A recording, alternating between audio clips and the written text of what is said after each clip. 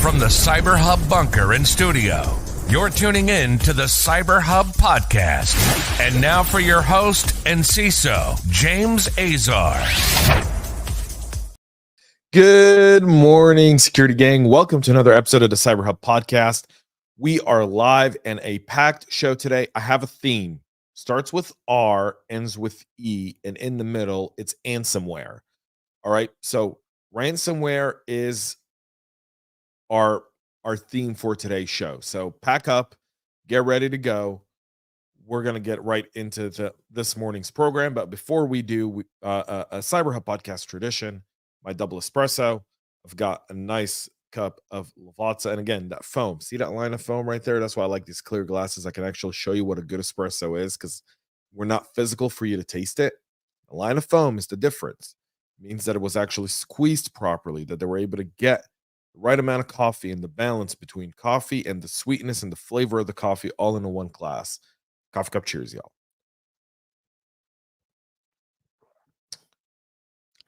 An espresso with no foam is just black coffee. Just black coffee. Just saying it right now. Go ahead, start off with Texas healthcare provider UMC having to divert patients for several days after a ransomware attack on the hospital. The incident was disclosed on September 27th, so just a few days ago, when both emergency and non-emergency patients via ambulance were diverted to other hospitals. They detected suspicious activity, and again, the traditional line that kind of goes on with these. But again, this is an escalation of ransomware, right? When you target healthcare facilities, when you essentially take life-saving treatment away from individuals, it's a step up in this ransomware attack. And again, we'll get to a little bit later as to why this keeps happening. But the amount of ransomware attacks that have just been spreading like wildfire, especially against healthcare. While the facilities and clinics remain open, they are not operating normally, and patients are being notified of changes to scheduled appointments and impacted to treatments because most of the systems in hospitals run off of OT, operational technology. And unlike like the energy industry where there's kind of like IT and OT and they're really separate and segregated, that's not the case in hospitals. OT systems are heavily integrated into IT systems. So the moment you take IT systems down, you've literally paralyzed the whole facility. And that's something really keen to understand as practitioners, is that divergence of IT and OT is significant in healthcare. Not like energy, not like oil and gas, where, you know, kind of there's segmentation of networks, they're isolated and so forth. In healthcare, that's not the case. You need your OT equipment, your heart monitors, your blood pressure, your IV medication, your drip medication, all of that. That's all considered OT equipment, but it's interconnected to IT because it's reporting to the nurse's station, and it's also reporting to the billing department what the patient is getting so that they can accurately account for the for all the treatments the patient is there. So when they take all the systems down, it means everything is down. That's what it means in healthcare. So kind of keep that in mind. UMC operates the University Medical Center in Lubbock, Texas. It provides comprehensive healthcare services for West Texas and Eastern New Mexico, including a level 1 trauma center, and one of the only ones in the area, by the way.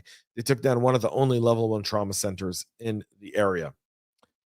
Kia continues to struggle with the fact that while their cars are cheap and you get a long warranty, the software is garbage.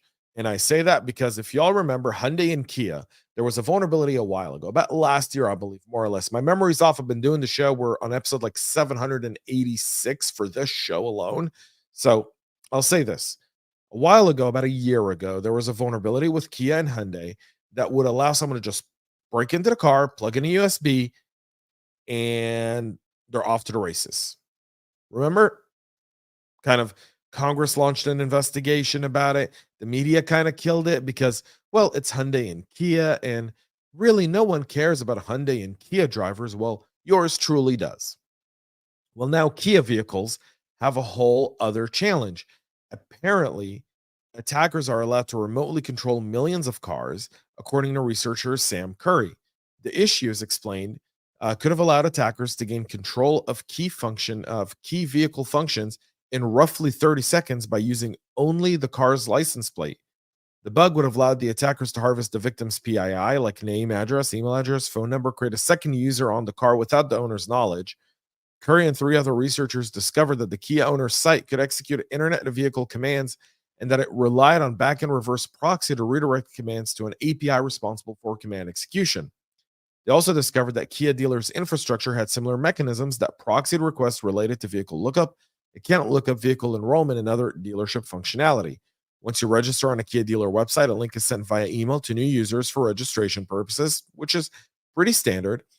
They used the same request used when registering to the owner's portal. The researchers could generate an access token that allowed them to call a backend dealer's API. Then the HTTP response contained the vehicle owner name, phone number, email address. They were able to authenticate into the dealer's portal using normal app credentials and modified channel header. That meant that we could likely hit all other dealer endpoints. Hashtag true. Hashtag true. How scary is it that software today for car dealers gives them back-end access remotely into your car through a reverse proxy that's not properly secured or identified in the back end? Kind of shows you that a lot of times in these cases, the path is so fast to launch new tech without really considering the risks or saying, who would do that? Someone would. And researchers are looking at it, and now they're calling it out. From the victim side, there's no notifications that their vehicle's been accessed, nor is their access permission modified. An attacker could resolve someone's license plate, enter their VIN through the API, then track them passively, sending active commands like unlocking the car, starting it, or even honking. The issues were reported to Kia back in June of this year. The car maker acknowledged the flaw, started working on a fix that was implemented in mid-August. So all in all, good job for Sam and team. But scary. And if you own a Kia, get that software update done if you haven't done so. A professional hacking team that's being linked to the North Korean government has broken into Deal Defense, a German company that manufactures Iris-T air defense systems, using a clever phishing campaign with fake job offers and advanced social engineering techniques, according to a report by the Der Spiegel, a big publication in Germany. The attack was pinned on Comiskey, and it combined the use of booby-trapped PDF files with spear phishing lures, offering Dell Defense employees jobs with American defense contractors. And again, this goes down to the human element of what the North Koreans have understood and are now really, they've kind of honed it. They've become experts at this game. So they understand that a lot of us in this field are always looking for our next opportunity. So they use tools like LinkedIn and job proposals and job offers at other companies in order to lure us in. Once they lure you in, they obviously send you some information, which we all expect to get when we're looking for a new role. And with that information, they actually deploy malware. According to the report, researchers at Mandiant investigated the compromise, found the attackers performed detailed reconnaissance on Deal Defense ahead of the spear phishing attacks. Again, reconnaissance is the number one part of the kill chain. Number one. If you haven't seen the kill chain, again, if you go to my Substack, jamescesar.substack.com, I've got a whole article around it. You can go see it there. So they did a whole bunch of reconnaissance. They understood how they want to attack and what's the way to do it. The attack server also hosted authentic-looking German language login pages that resembled those of telecom providers like Telecom and email service GMX, which are big in Germany. Mandiant did not comment on the report. However, Comiskey is known for intelligence gathering. They do support Pyongyang's nuclear and strategic ambitions, and they have been behind some really big cyber attacks there as well. Cloud adoption continues to rise. The market is expected to reach around 600 billion this year, and it's also attacking cyber criminals. IBM released their cost of data breach report, found that 40% of all breaches involved data distributed across multiple environments, meaning a multi-cloud environment. And a lot of times those are a challenge to actually manage, simply because you've got all these different aspects and different people compromise. Someone may understand AWS, but not GCP or not Azure or not Oracle, etc. IBM X-Force partnered with Cyber6Skill and Red Hat Insights, analyzing the methods by which cyber criminals targeted this market during a period from June of 2023 to June of 2024. And guess what? It was all about credentials. but complicated by the defenders' growing use of MFA. The average cost of a compromised cloud access credentials continued to decrease. It was $11.74 in 2022. It went down to $10.23 in 2024. That tells you there's a whole bunch of them there as well. But it could be equally described as a supply and demand. Criminal success in this. A lot of times this starts with info stealers. In 2024, those were the Luma and Rise Pro. They had little to zero dark web activity in 2023. However, the most popular one in 2023 was something we covered on the show back then, which was the Raccoon stealer. And the Raccoon chatter on the dark web was reduced from 3.1 million mentions to only 3,500 in 2024, letting you know that law enforcement really increased activity. Everyone understood what it does. And so they created new ones that are much more prolific. The report also talks about the tendency of cybercriminals to use the cloud to attack against the cloud. Analysis revealing use of cloud-based services for command and control communications in order not to raise any sort of alerts within a system. So if I'm talking to an AWS server somewhere as my CNC, you're not going to question it as it would be if it was just a weird domain or IP address somewhere else. So all in all, you've got that there. You want to secure this, by the way. So single sign-on is really important for multi-cloud. MFA and provisional MFA, right? Really important that you're able to use one MFA tool and that you're able to do it based on behavior. So sometimes you want to trigger it. Sometimes you don't want to trigger it. You also definitely want to trigger it on access to prod environments in the cloud and so forth. And you may not want to trigger it in other spots as well. So just keep that in mind. We'll continue with cyber attackers and hacktivists increasingly targeting the United Arab Emirates and Saudi Arabia, including other nations in the GCC Council. The region is likely favored because of its hub for commerce and trade, full of rich economies, and because the region's nation stands on many geopolitical issues.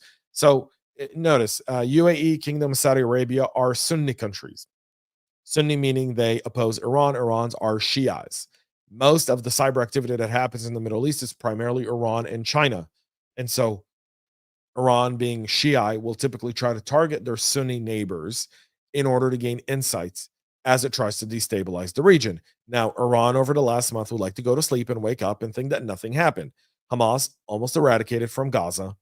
We need to bring the hostages home. Hezbollah, the entire leadership team, taken out in the pager attacks and then the subsequent bombing of all of their headquarters in Beirut, taking out pretty much everyone. And the only people left right now in Hezbollah to essentially lead the organization were people who 2-3 weeks ago weren't considered important enough to carry a pager. So, mind you, these attacks on Saudi Arabia and the UAE are primarily geopolitical in nature. They're not financial. They're designed to gather intelligence or sow discord within the population. So, all in all, there's also some hacktivism against banks in order to disrupt commerce in the UAE. That's something else to look at, and that's primarily pointed to China that's trying to gain access into some of those financials. DDoS attacks are primarily done by hacktivists that are kind of, pro-terror hacktivists there as well that are targeting this region. The GCC is made up of 6 different countries that have kind of come together to create the GCC Council: UAE, Saudi Arabia, Bahrain, Oman, Qatar, which is kind of weird to have Qatar there. There's been a whole lot of strife between the nations and Kuwait. So all in all, you see that most of the attacks, though, target the UAE and Saudi Arabia, with Qatar only coming in third there as well. Again, our Substack, jamescesar.substack.com, talking about ransomware, the cost of naivety, how weak negotiations empower adversaries from terrorism to ransomware. That's on my Substack right now. It's free for everyone to see. Go check it out. I guarantee you, mindset shift. We need it. Let's get into ransomware because it's huge. So one, Japan's CERT has shared tips on detecting different ransomware gang attacks based on entries in Windows event logs that helps provide timely detection of ongoing attacks before they spread too far into the network. So finding ransomware traces in event logs, the investigation strategy proposed covers 4 types of window event logs: application, security, system, and setup logs. These logs often contain traces left behind by ransomware attacks that could reveal the entry points used by the attackers and their digital identities. Here are some of those examples. So Conti, for example, is identified by many logs related to the Windows Restart Manager, primarily IDs 10,000 and 10,001. Similar events are generated by Akira, Lockbit, Hello Kitty, Abysslocker, Avedon, Bablock, and other malwares created by the Lockbit and Conti leaked encryptor. Phobos leaves traces when it's deleting system backups, event ID 612, 524, and 753s. Similar logs are also generated by 8base and LB. Midas changes network settings to spread infection, leaving event ID 7040 in logs. Bad Rabbit records event ID 7045 when installing an encryption component, and Bismware logs Windows installer transaction start 1040 to end 1042. That's kind of their signature there as well. They also noted that seemingly unrelated ransomware variants like Shade, Crab, Echo, Avis Locker, Black Basta, and Vice Society leave behind very similar traces, event IDs 13 and 10,016. Both errors are caused by a lack of permission when accessing COM applications to delete volume shadow copies, which ransomware typically try to do to prevent easy restoration of encrypted files. Again, go check this out. It will also be available in our Substack and on our LinkedIn page after the show. The White House this week is launching a week-long series of events focusing on ransomware attacks. And this time they're promising significant major new deliverables to address the rising threats. Is your confidence restored? Are you feeling motivated? Are you feeling empowered that government's going to take care of the problem? They're not. You know how I know they're not? Because I wrote a whole piece about it. The cost of naivety. The idea of addressing ransomware involves spending a whole lot more money without creating enough deterrence. You want to stop ransomware, you have to create deterrence. Deterrence is not achieved through diplomacy, it's achieved through actions. And when there is no action, and when host nations know that you're going to send a low-level diplomat at some discussion point to talk to them about the cyber threats and the ransomware that comes from their nations and the cyber actors that operate in their nations, they'll say, okay, well, take a look at it. We'll bring it to the relevant people. That's not my authority. And let's talk about it in a year from now. And a year later, hundreds of billions of dollars have been stolen. Tens of billions of dollars have been stolen. I did a webinar with Zscaler as Threat Labs just the other day. I mean, they were saying 1.1 billion, 4.1 billion, $75 million in a single ransomware attack. Those are all significant, folks. The International Curter Ransomware Initiative kicked off its 4th annual summit in Washington. Its 68 member nations to address recent high-profile attacks, collaborate on new strategies and yearly commitments. And Neuberger called the group the largest and most successful cyber partnership in the world. I'll believe that when I see it. They highlighted the additions of 18 new members, including Argentina, Morocco, the Philippines, and Vietnam. The only rule to join the club is countries have to sign up for the principles of CRI. So not offering haven actors and participating as responsible state actors in cyberspace. I'm not going to go into more of this. Honestly, I wrote an article. Please go read it. It's you'll understand my logic there. I don't want to go on this rant 20 minutes into the episode. We've got 3 more things going in, but 3 more stories I still want to bring up. And I appreciate your time and commitment to being on the show today. But really, unless we change our ability from negotiation to action, we're not going to reduce this at all. I believe that ransomware will stay an issue until there's real action that deters people from doing it. I'm not saying it'll go away, but we'll reduce it. India, for their end, took down a massive transnational cybercrime network that led to the arrest of 26 individuals and the seizure of millions of dollars worth of cash, crypto, and gold bullions. The operation, dubbed Chakra 3, was a multi-phase mission in collaboration with international law enforcement agencies that was derived to drive a blow to a crime ring that used technology to conduct financial fraud through virtual assets and bullions. So all in all, that's been taken down. Earlier this month, Senator Ben Cardin, a Democrat from Maryland, serves as the Democratic chair of Senate Foreign Relations Committee, was targeted in an advanced deepfake operation that managed in part to succeed in doping the politician. The operation was centered around Cardin's professional association with Dmytro Kuleba, the former Ukrainian Minister of Foreign Affairs. Cardin's office reportedly received an email from someone believed to be Kuleba, who Cardin had already knew from past meetings. Kuleba and Cardin met via Zoom, though what seemed to be a live audio-video connection that was consistent in appearance and sound of past encounters, according to a notice issued by the Senate's Security Office. But it was here that things began to go weary as the threat actors, Kolba, began to ask Cardin questions like, do you support long-range missiles into Russian territory? I need to know your answer, and other politically charged questions in relation to the upcoming election. At this point, Cardin and his staff knew something was wrong. The malicious actor on the other side of the call continued on, attempting to bait the senator into commenting on a political candidate and other thing. The senator and the staff ended the call, quickly reached out to the State Department and verified that it was not Kolba, and then issued a notice. Deepfake attacks are increasing, and obviously they're targeting senators. And finally, for 4 data breaches, T-Mobile's going to settle with the FCC to pay a fine of $31.5 million for 4 data breaches. When you wonder why we don't have teeth in security, when you wonder why there's no incentive at the board level, when you wonder why it remains a challenge to simply do the basics in cybersecurity, understand these federal agencies, when they have a chance to make a meaningful statement to companies, take this seriously, or else just give them a slap on the wrist. $31 million with T-Mobile over multiple data breaches is a risk someone is willing to take in big companies. It's a risk they're willing to do. $31.5 million, let's say with legal fees and everything, $50-60 million. No biggie. We're good. It's fine. Keep doing what you're doing. Keep doing what you're doing. We're all okay here. Everything's just fine. The world's not on fire with ransomware attacks. Not at all. Not at all. $31.5 million. That's what T-Mobile had to pay for 4 different data breaches.